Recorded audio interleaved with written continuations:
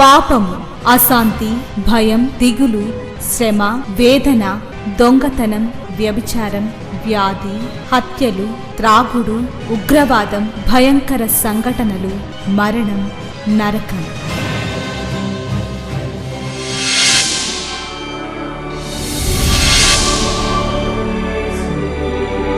సిలువలోనే పాప క్షమాపణ, పరిశుద్ధ జీవితం, ప్రేమ, వాక్య ధ్యానము, నెమ్మది, సహవాసం, నిత్య జీవం. శాంతి సోపానాలు, ఇవి శాంతి ప్రదాత బోధలు.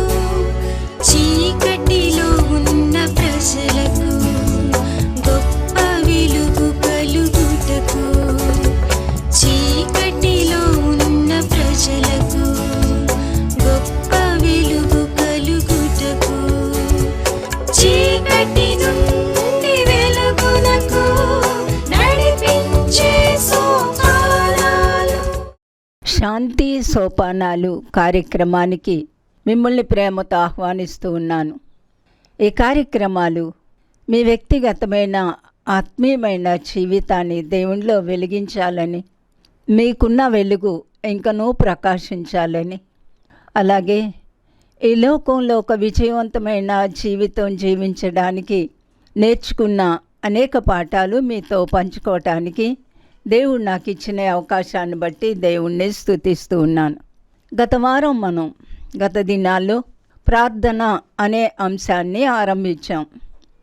ఇదే అంశం మన జీవితాలకి చాలా ప్రాముఖ్యమైన విషయం. అనేకసార్లు ఈ ప్రార్థన అనేది కేవలం ఐహికమైన వాటికే మనం అన్వయించుకుంటూ ఉన్నాం. ప్రార్థన అనేది మన ఆత్మీయమైన జీవితాన్ని పెంపొందించుకోవడానికి, దేవునిలో మన జీవితాన్ని ఎలా కొనసాగించుకోవాలో, లోకాన్ని, సైతాన్ని, మనకున్న పాపపు పరిస్థితులను ఎలా జయించాలో, వీటన్నిటి కొరకు బలమిచ్చేది ప్రార్థన. ఈరోజు ఒక భక్తుడు చేసిన ప్రార్థన జ్ఞాపకం చేసుకుందాం. నాకైతే చాలా సవాలుగా అనిపించే ఈ ప్రార్థన మనం ధ్యానం చేసుకుందాం. కీర్తన 119, 18వ వచనం. నేను నీ ధర్మశాస్త్రమునందు ఆశ్చర్యకరమైన సంగతులను చూచినట్లు నా కన్నులు తెరువుము. నేను భూమి మీద పరదేశినైనాను. పై వచనం కూడా మనం చదివితే 17వ వచనం. నీ సేవకుడినైనా నేను బ్రతుకున్నట్లు నా ఎడల నీ దయారసము చూపుము. ఈ భక్తుడు మనం ఎవరూ చేయని ఒక అద్భుతమైన ప్రార్థన చేస్తూ ఉన్నాడు. అనేక సార్లు ఈ ప్రార్థన నా జీవితాన్ని ఎంతో ఉత్తేజపరుస్తూ ఉంటుంది. ఈ మాటలు అప్పుడప్పుడు మనం వింటూ ఉంటాం. ఒక్కొక్కసారి ఆలయాల్లో దైవజనులు వాక్యం చెప్పకముందు నీ ధర్మశాస్త్రమందు ఆశ్చర్యకరమైన సంగతులు చూచినట్లు నా కన్నులు తెరవండి అని ప్రార్థన చేస్తూ ఉంటారు. ఇప్పటికీ కూడా నాకు ఆశ్చర్యంగానే ఉంటుంది. దేవుని యొక్క ధర్మశాస్త్రం ఎందుకు మనిషికి అంత విలువైంది? ఇది సాక్షాత్తు దేవుడు ఇచ్చిన ధర్మశాస్త్రం. ఇది మనిషి యొక్క చేతితేత వ్రాయబడింది కాదు, మానవుని యొక్క తలంపులో నుండి వచ్చింది కూడా కాదు. ఇది 66 పుస్తకాల గ్రంథం. ఒకే గ్రంథం, దేవుని యొక్క గ్రంథం, దేవుడు మనకిచ్చిన గ్రంథం. మన జీవితాన్ని సరిచేసుకోవడానికి, నిత్యత్వం చేరడానికి, ఈ లోకంలో ఉన్న అక్రమాన్ని లేక భ్రష్టత్వాన్ని తప్పించుకోవడానికి దేవుడు ఈ గ్రంథాన్ని మనకిచ్చారు. ఈ వాగ్దానాలు దేవుడు మనకి ఎందుకు ఇచ్చారు అంటే, పేతురు రాసిన 2వ పత్రిక 1వ అధ్యాయం 4-5 వచనాలు చదువుదాం.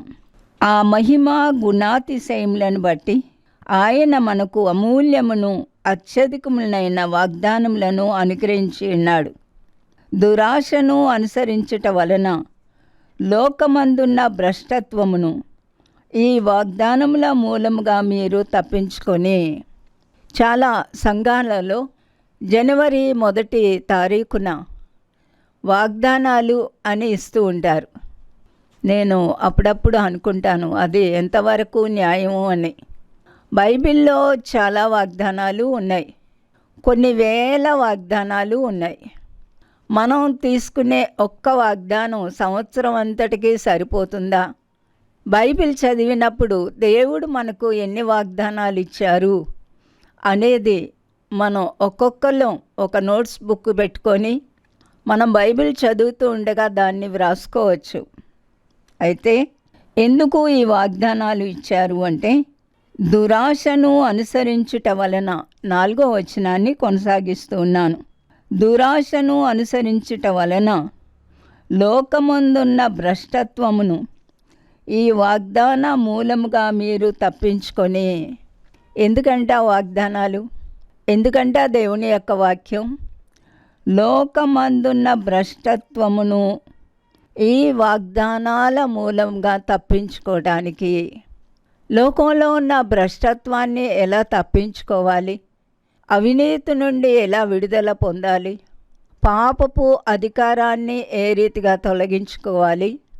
దేవునికి వ్యతిరేకమైనది ఏది కూడా మన జీవితాల లోపలికి చొరబడకుండా మనల్ని మనం ఎలా కాచుకోవాలి? వీటన్నిటికీ కూడా బైబిల్ ఒక్కటే జవాబు. ఆ తరువాత 1 లోకమందున్న భ్రష్టత్వాన్ని తప్పించుకోవడానికి, 2 దేవ స్వభావమునందు పాలివారగునట్లు వాటిని అనుగ్రహించెను. మొదటిది భ్రష్టత్వం తప్పించుకోవడం, దేవునికి దూరంగా ఉన్న పరిస్థితి నుండి విడుదల పొంది దేవునికి సన్నిహితంగా ఒక వ్యక్తి రావడానికి ఈ పరిశుద్ధ గ్రంథం మార్గాన్ని చూపెడుతుంది. 2 దేవ స్వభావమును ధరించుకోవడానికి లేక దేవ స్వభావమునందు పాలివారవడానికి దేవుడు ఈ వాగ్దానాలను, ఈ బైబిల్ గ్రంథాన్ని మనకు అనుగ్రహించారు. భక్తుడు ప్రార్థిస్తూ ఉన్నాడు, నీ ధర్మశాస్త్రమునందు ఆశ్చర్యకరమైన సంగతులను చూచినట్లు నా కన్నులు తెరువుము. ఎంత గొప్ప ప్రార్థన!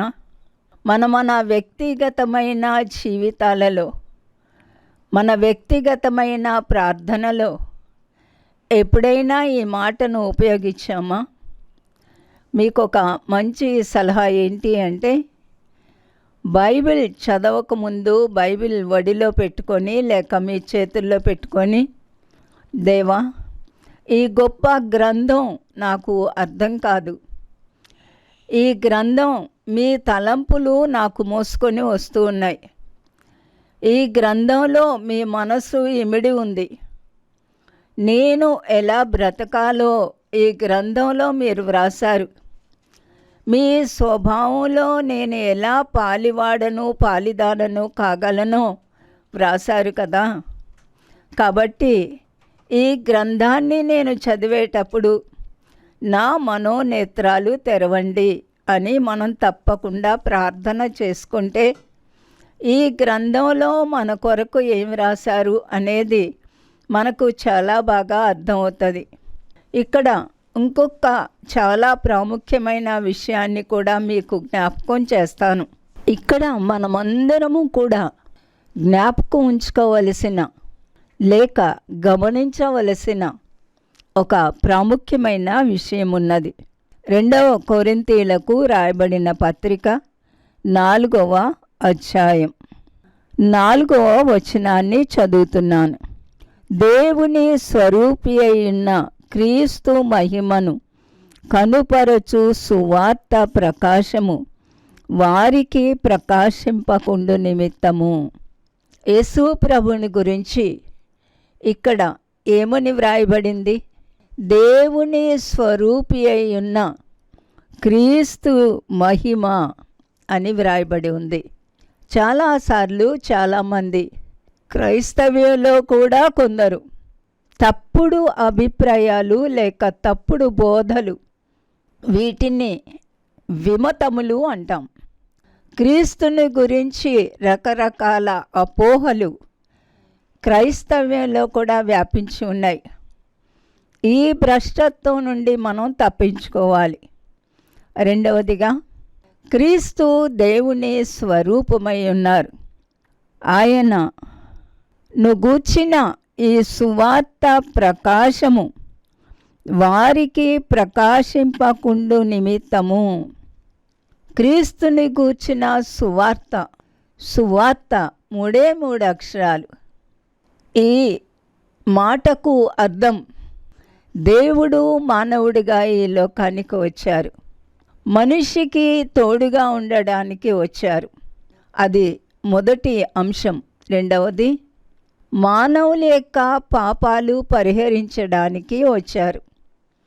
ఇది క్రైస్తవుల పాపాలు మాత్రమే కాదు, సర్వలోక పాప పరిహారార్థం ఆయన భూమి మీదకి దిగి వచ్చారు.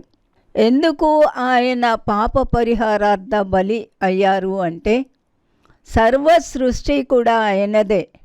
నీ ధర్మశాస్త్రమునందు ఆశ్చర్యకరమైన సంగతులు చూచినట్లు నా కన్నులు తెరవండి అని భక్తుడు ప్రార్థించినట్లుగా మనం కూడా ప్రార్థన చేసుకోవాలి.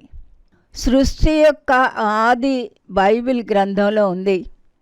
సృష్టి ఎలా సృష్టించబడిందో, సూర్య చంద్ర నక్షత్రాలు, వృక్షజాలం, సముద్రాలు, ద్వీపాలు, జలపాతాలు, గ్రహాలు ఎలా సృష్టించబడ్డాయో బైబిల్ గ్రంథం మొదటి అధ్యాయమే చెప్తా ఉంది. రెండవ అధ్యాయం మానవుడు ఎలా సృష్టించబడ్డాడో ఉన్నది. మూడవ అధ్యాయం మానవుడు చేసిన పాతకం లేక అవిధేయత, మానవ చరిత్ర ఆరంభం. అక్కడ నుండి బైబిల్ చివరికి వచ్చేసరికి ఈ సృష్టి ఎలా అంతమవుతుంది కనిపిస్తుంది. మానవుని యొక్క జీవితం ఎలా కొనసాగించాలి, ఎలా ముగించాలి కూడా బైబిల్ చెప్తా ఉంది. అందుకేనేమో భక్తుడు ప్రార్థన చేశాడు, మీ ధర్మశాస్త్రమునందు ఆశ్చర్యకరమైన సంగతులు చూచేటట్టుగా నా కన్నులు తెరవండి. మళ్ళా మనం దేవుని యొక్క వాక్యాన్ని ధ్యానం చేయటంలోకి, సువార్త అనే మాటలోకి వచ్చేసరికి, బైబిల్ సాక్షాత్తు దేవుడు భక్తుల చేత వ్రాయించిన గ్రంథం. 40 మంది భక్తులు ఈ గ్రంథాన్ని వ్రాసారు. ఇది 1600 సంవత్సరాల చరిత్ర. ఏ గ్రంథమైనా ఒకే వ్యక్తి రాస్తాడు కదూ. ఒక వ్యక్తి రచనకు ఖచ్చితంగా తేడా ఉంటుంది. మనం సాహిత్యంలో చూసినట్లయితే ఒక్కొక్కరి శైలి విభిన్నంగా ఉంటుంది. కానీ 40 మంది వ్రాసినా కూడా ఒకే వ్యక్తి రాసినట్లుగా ఈ శైలిలో మార్పు లేదు. సువార్త అనే దానిలో రెండవ అంశం, మనిషి పాపాల కొరకు దేవుడు బలి అవ్వటానికి ఈ లోకానికి వచ్చారు. మానవుని యొక్క అవిధేయతను బట్టి కొని తెచ్చుకున్న శాపం, పాపం, దేవునితో విరోధం, దేవునికి దూరమైన పాపపు స్థితిని మార్పు చేయడానికి దేవుడు ఈ లోకానికి వచ్చారు. దేవుడు మానవుడు ఎలా తిరిగి కలుసుకోగలరో దైవ గ్రంథం చెప్తా ఉంది. మానవులు మాట్లాడే విభిన్నమైన భాషలు ఎలా వచ్చాయి, ఇన్ని జాతులు ఎలా వచ్చాయి, ఇవన్నీ కూడా బైబిల్ గ్రంథం చెప్తా ఉంది. సువార్తలో రెండవ ప్రాముఖ్యమైన అంశం, మానవుని యొక్క పాపాలు పరిహరించి మనశ్శాంతినిచ్చి పాపక్షమాపణనిచ్చి ఒక మానవుణ్ణి తిరిగి దేవునితో ఐక్యం చేయడానికి దేవుడే మానవుడిగా ఈ లోకానికి వచ్చారు. అది సువార్త, మంచి వార్త, శుభవార్త. మూడవదిగా, మానవుని యొక్క అంతం ఎలా ఉంటుంది? మరణం తథ్యం. పుట్టినవాడు గిట్టక మానడు అని అవలీలగా అనేస్తాం. సరే, గిట్టాక ఎక్కడికి వెళ్తాడు? అంతం ఏంటి? సృష్టి అంతం, మనిషి యొక్క అంతం. మనిషి లోకాన్ని విడిచిపెట్టిన తరువాత అతని యొక్క తదుపరి జీవితం ఎక్కడ గడుపుతాడు? ఆ నిత్యత్వంలోకి మనిషిని తీసుకొని వెళ్ళడానికి దేవుడే మానవుడిగా ఈ లోకానికి వచ్చారు. ఆ మాటకొస్తే, దేవుడు మానవుణ్ణి చేసినప్పుడు తన కుమారుడిగా, తన పోలిక, తన కోసం, తన ఆనందం, తన ప్రేమను చూపించడానికి చేశాడు.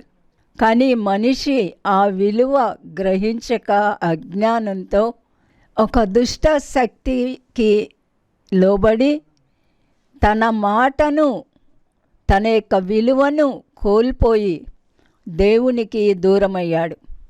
తన కుమారుడు తనకి దూరం అవ్వడం భరించలేని ఆ తండ్రి, ఆయనే మానవుడిగా ఈ లోకానికి వచ్చారు. ఈ యొక్క సత్యం మానవుడు గ్రహించకూడదని మళ్ళా మనం బైబిల్ గ్రంథంలోనే ఆ మాట చదువుదాం. 2 కొరింథీ పత్రిక 4వ అధ్యాయం 4వ వచనం. దేవుని స్వరూపి అయిన క్రీస్తు మహిమను కనుపరుచు సువార్త ప్రకాశము. సువార్త ప్రకాశం ఏం చూపెడుతుంది? క్రీస్తు మహిమను చూపెడుతుంది. క్రీస్తు ఎవరు? ఆయన దేవుని స్వరూపి. ఇదిగోండి, డిసెంబర్ నెల వచ్చేసరికి క్రైస్తవులంతా చాలా హడావుడైపోతారు. ఏం బట్టలు కొనుక్కోవాలి, ఏం వంటలు వండుకోవాలి, ఏ చుట్టాలు వస్తారు, ఇలాగా రకరకాలుగా ఐహికమైన వాటిలో నిమగ్నమైపోతూ ఉంటారు. కానీ సువార్త అంటే ఏంటి? అది క్రీస్తు మహిమ యొక్క ప్రకాశము. ఎంత బాగుంది కదూ ఈ మాట. ఎప్పుడైనా ఆలోచించారా? దేవుని యొక్క రాకడ ఏంటి అంటే సాక్షాత్తు దేవుని మహిమ యొక్క స్వరూపం క్రిస్మస్ లేక క్రీస్తు పుట్టుకలో స్పష్టమవుతూ ఉంది. ఈ క్రీస్తు మహిమ యొక్క ప్రకాశము వారికి ప్రకాశింపకుండు నిమిత్తము.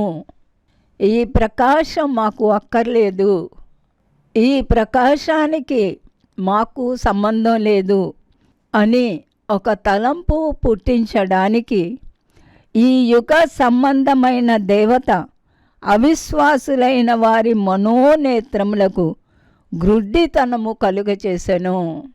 ఈ సువార్త, ఈ ప్రకాశం, ఈ సత్యం నమ్మకుండా మనోనేత్రాలకు గుడ్డితనము కలుగు చేస్తూ ఉంది. అందుకని భక్తుడు ప్రార్థన చేశాడు. ఏమని చేశాడు? మీ ధర్మశాస్త్రమునందు ఆశ్చర్యకరమైన సంగతులు చూచినట్లు నా కన్నులు తెరవండి. ఇది ప్రతి ఒక్కళ్ళు చేసుకోవలసిన ప్రార్థన. బోధకులు, సేవకులు, విశ్వాసులు, మీరు ఎవరైనా కావచ్చు. అసలు సత్యం ఏంటి? నిత్యత్వం ఉందా? ఉంటే ఎక్కడ గడుపుతాం? నా జీవితం ఏంటి? ఎందుకు పుట్టాను? ఎక్కడికి వెళ్తాను? జీవితానికి అర్థం ఏంటి? దేవుడు ఎక్కడున్నారు? దేవుడు నాకు కనిపిస్తారా? నాతో మాట్లాడతారా? దేవునికి నాకు బంధం ఎలా వస్తుంది? ఆయన నా సృష్టికర్త అయితే నా తండ్రి కూడా. తండ్రికి బిడ్డకు బంధం లేకుండా ఎలా బతుకుతారు చెప్పండి? ఆ తండ్రితో ఒక బంధం ఏర్పరచడానికే దైవ కుమారుడు ఈ లోకానికి వచ్చారు. క్రీస్తు దేవుని యొక్క మహిమ. His the glory of God. ఈ మహిమ అనే పదానికి ఎవ్వరు కూడా స్పష్టంగా అర్థం చెప్పలేరు. మనం ఒక్కొక్కసారి ఒక బొమ్మేసి చుట్టూ ఒక గీత గీసి అక్కడ ఒక తెల్లని ప్రకాశమో పసుపుదో రంగు వేస్తాం. అదేమీ ప్రకాశం కాదు. ఒక్కసారి మీరు ఆలోచించండి. మీరెవరైనా సరే, సూర్యుని యొక్క మహిమ మనం ఏ రూపంలోనైనా చూపించగలమా? సూర్యుని కాంతి ఇదిగోండి అని ఎక్కడైనా చూపించగలమా? దానికి ఒక రూపాన్ని మనం ఇవ్వగలమా? ఒక్కొక్కసారి పిల్లలు, మనం కూడా చిన్నప్పుడు, నేను కూడా ఒక స్టీల్ పళ్ళెమో గ్లాసో పెట్టుకొని సూర్యుని వైపు తిప్పితే ఆ ప్రకాశం ఇంట్లో పడతా ఉంటుంది కదూ. సూర్యుని ఎవరైనా ప్రతిబింబం సృష్టించగలరా? ఆ కాంతి సృష్టించగలరా? సూర్యునికి మించిన తేజో గ్రహాలను, కాంతిని ఆయన వెలుగు కమ్మనగా వెలుగు కలిగిందంతే. ఆ వెలుగుకి ప్రతిరూపం ఎక్కడ ఎవరు సృష్టించలేరు. ఈ వెలుగు, ఈ యొక్క సూర్యకాంతిని సృష్టించిన దేవుడే ఆ ఒక్క దేవుడే, ఆ నిజమైన దేవుడే. ఆయన యొక్క ప్రకాశం మనం గ్రహించడానికి, ఆ ప్రకాశంలోనికి మనం రావడానికి ఆయన సువార్త అనేదాన్ని భూమి మీద ప్రారంభించారు. చాలామంది క్రైస్తవులకు కూడా ఈ సత్యం అర్థం కాదు. రకరకాలుగా దేవుణ్ణి ప్రతిబింబించాలని చూస్తూ ఉంటారు. వారికి ఇష్టం వచ్చిన విధానంలో దేవుని కార్యాలు చేయడానికి ప్రయత్నిస్తారు. ఏ దేవుని కార్యం కూడా మనకిష్టం వచ్చినట్టు చేయడానికి ఏ మానవునికి కూడా హక్కు లేదు. ప్రభువారు కూడా తీర్పు తీర్చినప్పుడు మీరు అక్రమము చేశారని చెప్పారు. నేను దేవునిలోకి వచ్చిన మొదట్లో ఆ మాటలు చదివి వణికిపోయాను. ఇదేమి ప్రవచనాలు చెప్పారు, అద్భుతాలు చేశారు, వీళ్ళు గొప్ప కార్యాలు చేశారు, వీళ్ళని వద్దు పొమ్మంటాడేంటి దేవుడు అనిపించింది. అవును, ఈరోజు మన అంశం నీ ధర్మశాస్త్రమందు ఆశ్చర్యకరమైన సంగతులు. ఈ ఆశ్చర్యకరమైన సంగతి ఏంటి అంటే సృష్టి ఆది, సృష్టి అంతం. నీ ఆది, నా ఆది, మన యొక్క అంతం, మనం గడపబోయే నిత్యత్వం అన్నీ కూడా ఈ ఒక్క గ్రంథంలో గుప్తమై ఉన్నాయి. అవి మనం తెలుసుకోవాలి అంటే మనోనేత్రాలకు ఉన్న ఆ గుడ్డితనం పోవాలి, ఆ అంధత్వం పోవాలి అంటే ఆ దేవాది దేవుని పాదాల దగ్గర ఈ యొక్క ధర్మశాస్త్రమునందు ఆశ్చర్యకరమైన సంగతులు చూసేటట్టు నా మనోనేత్రాలు తెరవండి. అంతేగాని నన్ను కాపాడాలని కాపాడు, ఇదివు అదివు. క్రైస్తవులకు ఇది ఒక పరిపాటి అయిపోయింది. దేవుని యొక్క కార్యాలు ఎప్పుడు మనం గుర్తిస్తామో మన శ్రమల్లో కూడా మనం ఆనందిస్తాం, మన కష్టాల్లో మనం భక్తి నేర్చుకుంటాం, మన బాధల్లో మన యొక్క దేవునిలో ఉన్న ఆ యొక్క ప్రేమను అధికం చేసుకుంటాం.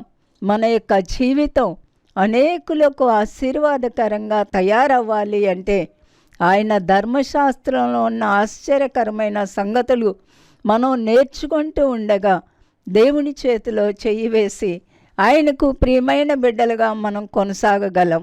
మన జీవితాల్లో మరొక్కసారి ఈ వచనాన్ని మనం అన్వయించుకుందాం. దేవుని స్వరూపమైన క్రీస్తు మహిమను కనుపర్చు సువార్త ప్రకాశము వారికి ప్రకాశింపకుండు నిమిత్తము.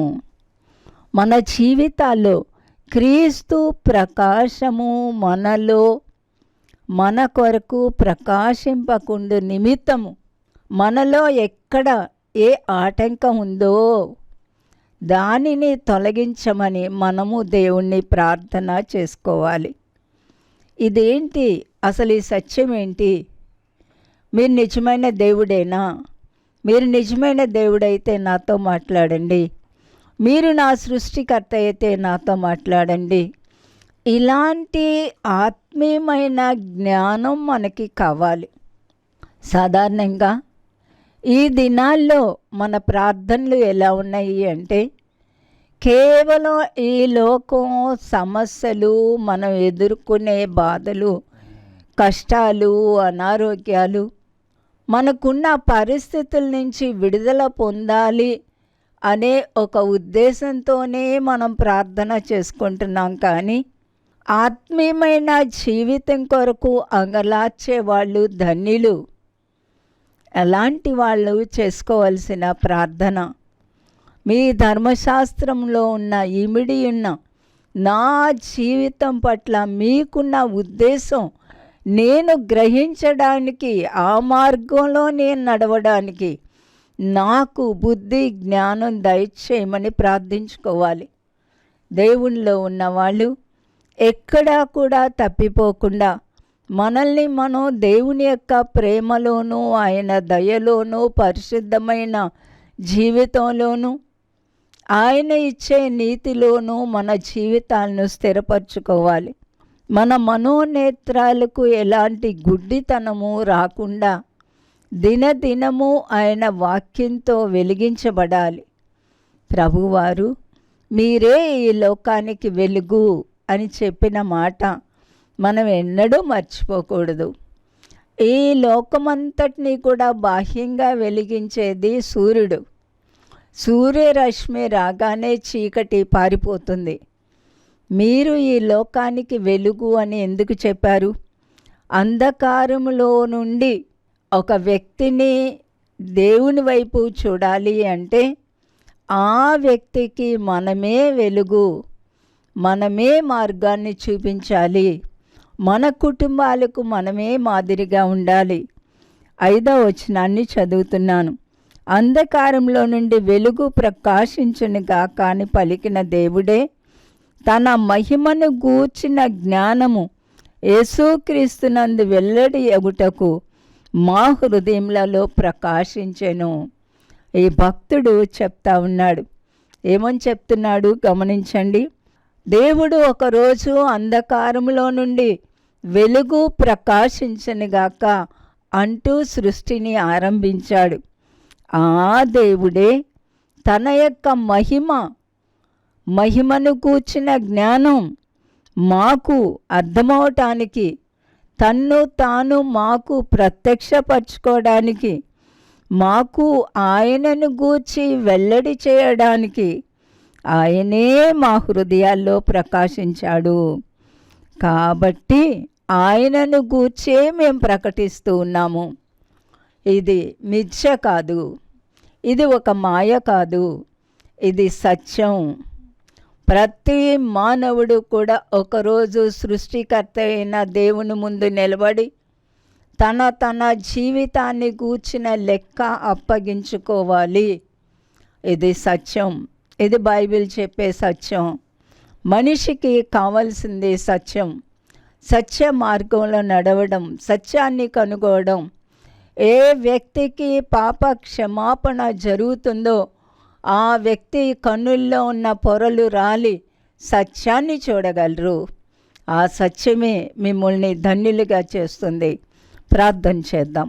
ప్రేమ కలిగిన మా ప్రియమైన పరలోకపు తండ్రి, మహిమాయుక్తమైన తేజస్సుతో జీవిస్తూ ఉన్న అత్యంత అమరుడవైన నిత్యుడవైన దైవమా, ఈ మాటలు వినే ప్రతి ఒక్కరిని కూడా మీకే అప్పగిస్తూ అంధకారంలో నుండి మీ మహిమలోనికి తీసుకురమ్మని ప్రార్థిస్తూ ఉన్నాను. నడవలసిన మార్గాన్ని చూపించమని ప్రార్థిస్తున్నాను. సత్యంలో స్థిరపరచమని ప్రార్థిస్తున్నాను. అయ్యా, దయచేసి ప్రతి ఒక్కరిని కూడా కనికరించి ఒక నామకార్థ భక్తి నుండి నిజమైన శ్రేష్టమైన భక్తిలోకి తీసుకురమ్మని ప్రార్థిస్తూ ప్రతి ఒక్కరిని మీకే అప్పగిస్తూ యేసు నామమున వేడుకుంటున్నాను తండ్రి. ఆమెన్. దేవాది దేవుని యొక్క కృప కనికరాలు మీతో తోడయండి. ఆ సర్వ సత్యములోకి నడిపించును గాక. ఆమెన్. శ్రీమతి జాయ్ శామ్ బెన్నీ గారి కలము నుండి స్త్రీల శీర్షికలో రచింపబడిన 10వ పుస్తకము విధి వంచిత వనితలు. కేవలము స్త్రీల కొరకు మాత్రమే కాదు, ప్రతి ఒక్కరూ ఆత్మీయ మేలుకై చదవగలిగిన పుస్తకాలివి. మహాదేవుడు మన ప్రభువు రక్షకుడునైన యేసుక్రీస్తు కృపా, దేవుని ప్రేమ, పరిశుద్ధాత్మనిత్య సన్నిధి సహవాసం కూడి వచ్చిన మనందరికీ సదా తోడైండి నిత్యత్వాన్ని గూర్చిన నిరీక్షణతో కూడిన జీవితాలలోనికి నడిపించును గాక. Amen. My address, Srimati Joy Sam Benny, Emmanuel Church, 1-146 S. Achutapuram, Kakinada 4. మా ఫోన్ నెంబర్స్ 944-010-9893 మరియు 0884-237-6793. మరలా ఇదే సమయానికి ఇదే ఛానల్లో మనం కలుసుకుందాం. Thank you.